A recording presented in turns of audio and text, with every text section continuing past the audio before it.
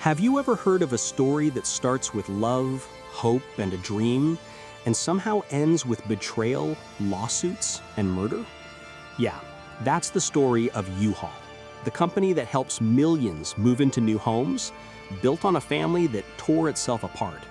It all began with Leonard Samuel Schoen, or LS, and his wife Anna Mary, two college sweethearts just trying to start a life after the war. They had nothing but a car, a few belongings, and a dream. On their way home from World War II, they needed a trailer to move their stuff, but there weren't any. So right there, on the road, they came up with an idea. Why not start a company where people could rent a trailer in one city and drop it off in another?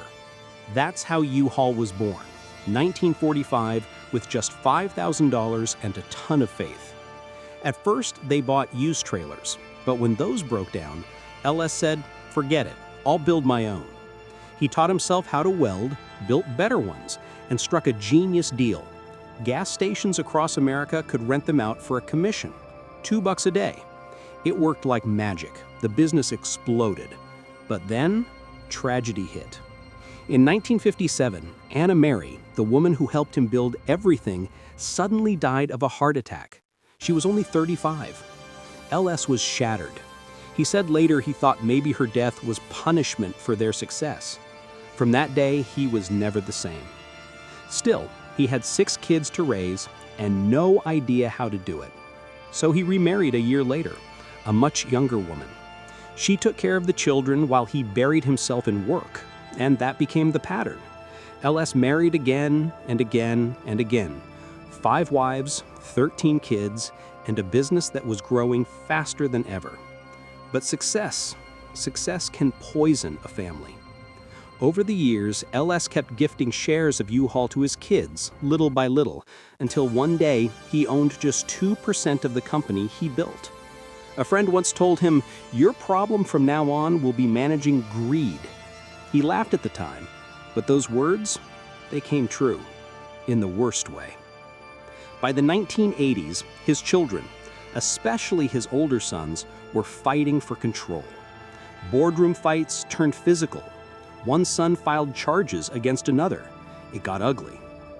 2 sons, Joe and Mark, thought his father was running U-Haul into the ground. 2 others, Sam and Mike, stayed loyal to him. When LS started expanding too far, selling things like dance floors, punch bowls, jet skis, profits crashed, debt soared. That's when Joe and Mark made their move. 1986, the coup. They kicked their own father out of his company. LS agreed to leave quietly if they'd let Sam stay as CEO. Joe said, sure, then made Sam's life so miserable he quit weeks later. LS and Sam weren't going down easy. 2 years later, they planned to take back the company. Joe called it a hostile takeover, fired his father for good, and stripped away his retirement benefits. The war had officially begun. Then came the darkest chapter. In August 1990, Sam's wife, Eva, was found murdered, shot in the back with a silenced pistol. Sam wasn't home. LS was heartbroken and furious. He told the press straight up, "I believe one or both of my sons, Joe and Mark, are responsible." Imagine that, a father publicly accusing his own sons of murder. Joe and Mark denied it, begged for the truth to come out, but the damage was done. The family was in ruins. The company's reputation was bleeding. And behind the scenes, the situation got even darker. Sam's lawyer, the one fighting for their side, started receiving threats. Rocks through the window, poison thrown in the yard, late-night calls saying his wife would end up like Eva. Then one night, their house burned to the ground. No one was ever caught. Years passed before the murder was solved, or at least someone confessed. In 1994, a man admitted to killing Eva, said it was a burglary gone wrong, got 24 years.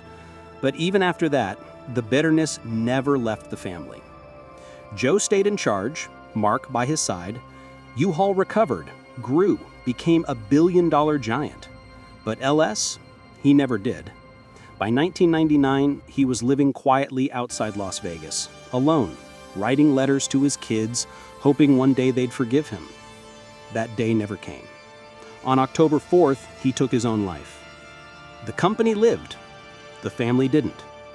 And that's the haunting story of U-Haul, a business born from love and built by hard work that ended up destroying the very family that created it.